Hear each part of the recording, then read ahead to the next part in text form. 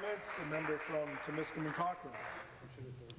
Thank you, Speaker. I listened intently to the member of Kitchener Centre. I always do. I find her way of putting forward ideas very interesting. And she focused on lack of a plan.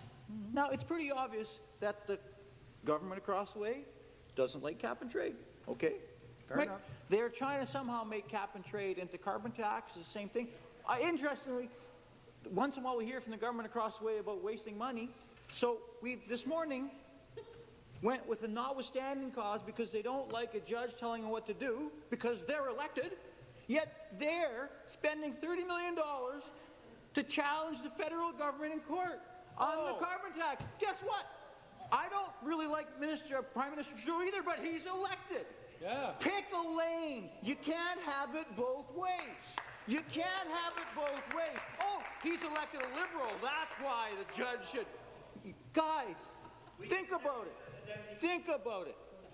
Now, really, I heard the member across the way just talk about that the last government was missing their targets by 80%. Who am I to stand up for the last government? But they had targets.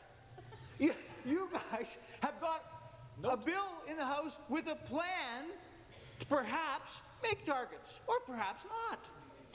We understand that people are having a tough time. We want to all work towards that.